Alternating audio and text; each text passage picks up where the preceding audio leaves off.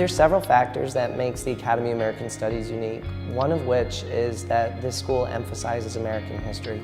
So citywide, students typically take U.S. history in 11th grade. Our students take a U.S. history course every grade in high school, 9 through 12, in conjunction with any of their other social studies classes, while at the same time still supporting all of the core curriculum that students need to graduate.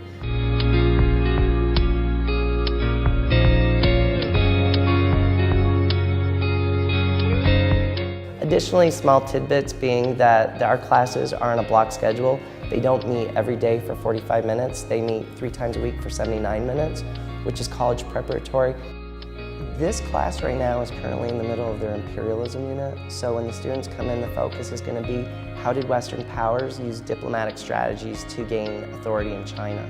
The teacher's going to begin with a brief do now that's meant to serve as a review of some of the previously taught information about imperialism in Africa, India, and the Middle East. So our aim for today is how did Western powers use diplomacy and war to gain power in Qing China? So we're going to be talking a lot about trade today and the effects of that trade. So to begin, for the do now, just try your best to define balance of trade, what that means to you. From that point, she's going to then go into the mini lesson to provide context for today's class. The mini lesson will involve a PowerPoint along with some guided notes. During that stage, the students will be taking down the information, but also learning some additional note-taking strategies. If there's a balance, what do these two things have to be? They have to be equal, right? So in a balance of trade, exports and imports are equal. You're exporting the same amount you're importing, okay? So up here I wrote all of the dynasties in Chinese history. These are all the ones that you discussed in 9th grade. There's a lot of them, right? You don't need to remember every single one for the regions. You just have to remember that this is obviously ancient time. As you move forward, you get closer to modern time. Does anybody remember from 9th grade what the change of dynasties is called? The rise and fall. Ricardo? Good. So you have the mandate of heaven, which is the rise and fall of dynasties, okay, which is how you get from the Shang, the Zhou, the Qin, the Han, the Sui, the Tang, the Song, the Yuan, the Ming, and then finally, the last dynasty that we're going to discuss today is the Shang Dynasty. And because of that, China has a nice advantage in trade. So they have this balance from the beginning of the Han Dynasty when you have what famous road?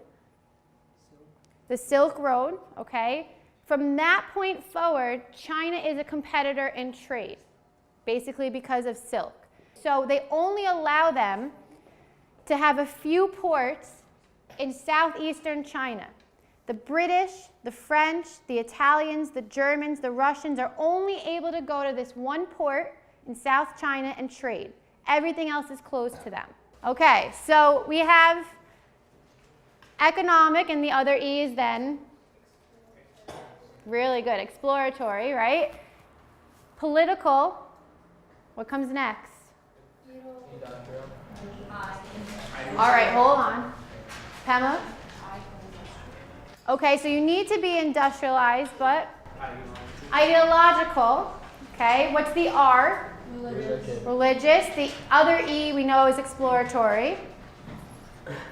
And social Darwinism. Social Darwinism, okay? So if the Western nations have already taken over at this point all of Africa, if they've already taken over the Middle East, if they've already taken over India, the next destination has got to be China.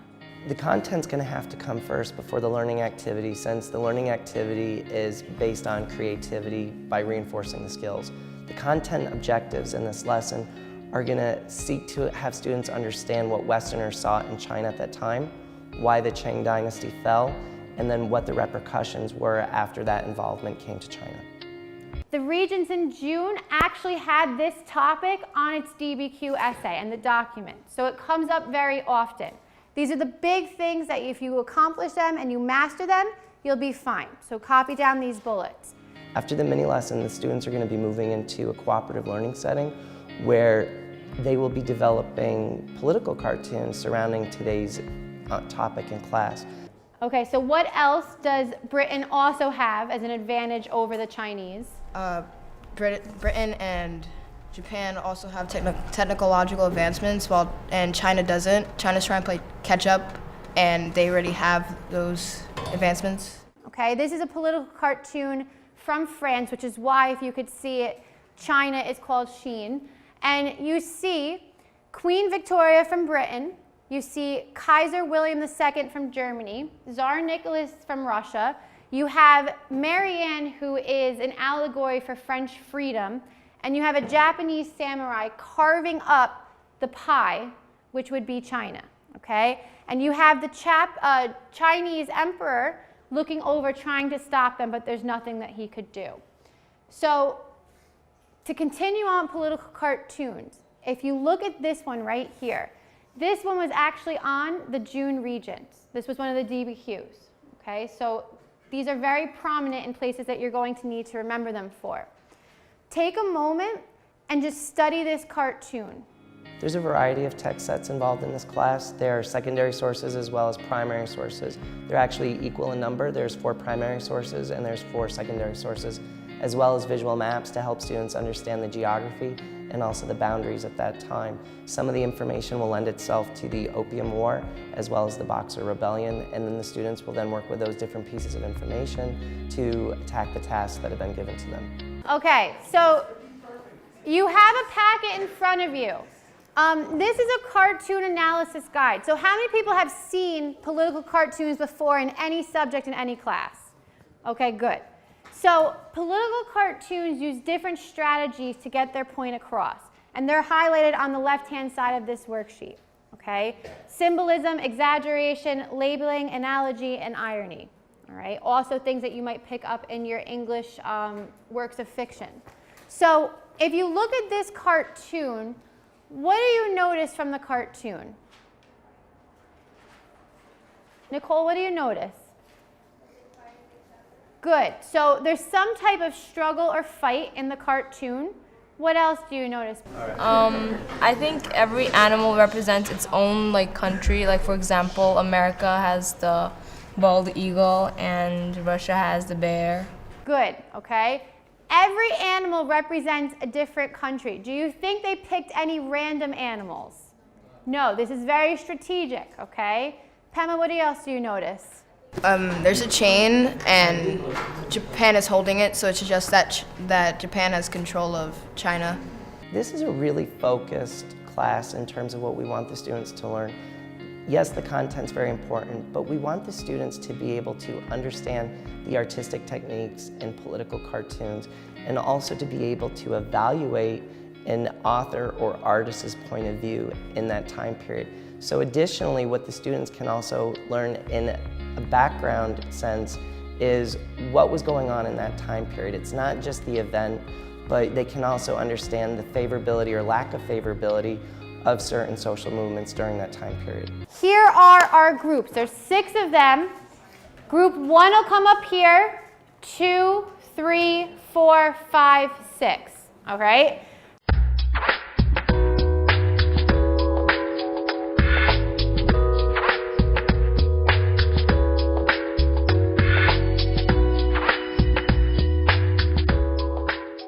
What you're going to do with your political cartoon is you're going to create it, okay? Instead of putting the caption on here, keep the caption off to the side, because in about 20 to 25 minutes, you're going to exchange your poster with the group across from you, and they have to be able to come up with the caption, okay? So leave your captions off to the side at first, and then you'll have a couple minutes to discuss with them if it's actually what they were supposed to be. The interesting thing about this activity is that the students in their groups are going to develop a political cartoon. They're going to write their own caption for it, but they're not going to put the caption on the poster. Groups are then going to exchange their political cartoons with other groups, and the group that they exchanged with will develop a caption. The students will then compare and see if there's similarities, and then the originating group of that political cartoon will decide if they like their caption better or assume the caption of the one provided to them. And then this will lead into a share out and then ultimately a summary discussion of how the activity went. We'd have Britain and Russia on the sides because they're the biggest ones. Yeah, and then instead of having them look over China, have them look at each other because they're competing against each other. Maybe Muscular. So you want a man's hand, a No, woman's lady. hand, a woman and a man. One we should draw lady's like an trying to grab outline of onto the map, and the man is trying to take it away.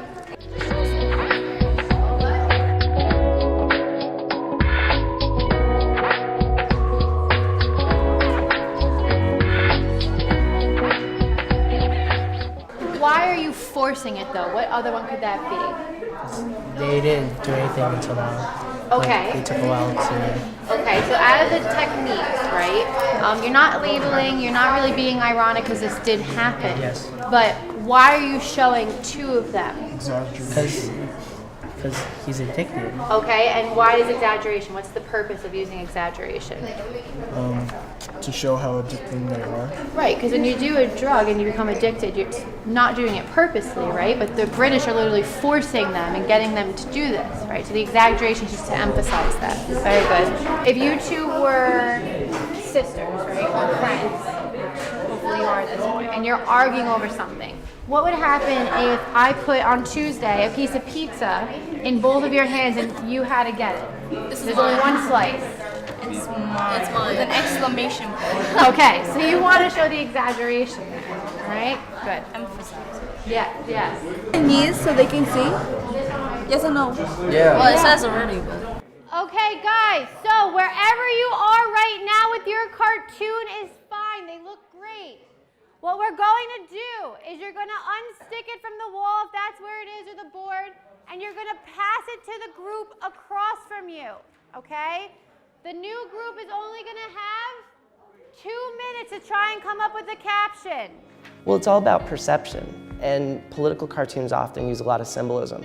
So if you and I are in a group working together and we generate an image in a political cartoon that may mean one thing to us, is that same message going to transmit to another group of students? So the idea is there consistency? Do they understand it the same way?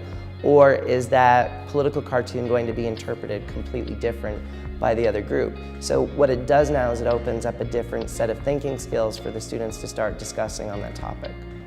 Quickly write China on this. Quickly write China.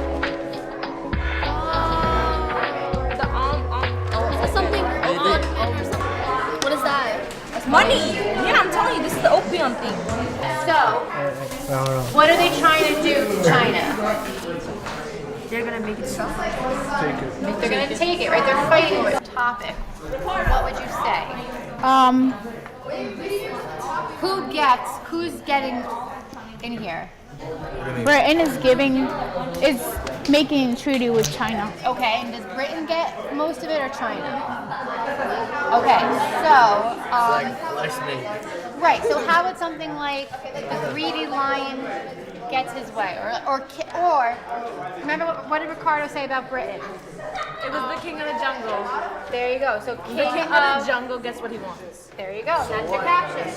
With the use of political cartoons, there's a lot of symbolism in it, and the idea here is that there's going to be different perspectives.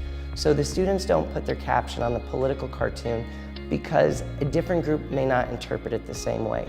So in this sense, we're going to see if the other group of students that looks at their political cartoon takes the same information away from it that was intended by it. At that point, we then allow the other group to put a caption on it.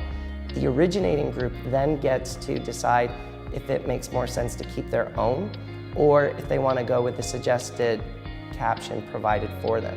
What this now does instructionally too is allows the teacher to be more of a facilitator, and this now creates more student-to-student conversations rather than student-to-teacher, enriching the conversation in the classroom. Okay, so we're coming to the end of class. What we're gonna do is really quickly, I'd like to go around the room and I want the original group to just present what their actual political cartoon was, okay? And I'm going to pick two groups that I heard really good captions for. Tell us their captions as well, okay? So let's start with this political cartoon. Alex and Owen, Milton, Zaratashi, if you could just tell us really quickly what your cartoon was. Our cartoon, we drew, it was about the Opium War, so we drew a Chinese man, and there's a lot of people forcing opium into his mouth. And the caption is, "The more the merrier," right? Because usually things like the more you have of something, the better, and the bigger the better. But in this case, it's not. Excellent, okay? Gilda, Ulysses, Jose, or Mohammed, can you just explain what we're seeing here? The picture is like saying that China is like giving up all its land, like such as Hong Kong, to Great Britain. Like if they refuse not to give it, and then Britain like kind of like take over their land by force. Excellent. And Pooja and Dina, Kuhn, and Urban actually came up with a really good caption for you. Can you tell us what it was? So, like you said earlier, how Ricardo mentioned that Britain was a lion because the lion is the king of the jungle. We thought about how in the treaty, Britain got most of it. So our slogan was, the king of the jungle gets what he wants because Britain made the treaty. Excellent. And let's do one more. It's just Godzilla, which represents Japan, stomping on a panda. Which represents China. Yeah. And our topic was the Sino-Japanese War, where China and Japan were battling over control of Korea, and Japan was winning. So we represented Godzilla being the stronger one and China being the weaker. Yeah, China being the weaker one. When our teachers design their lesson plans here, they incorporate both social studies practices and common core alignment.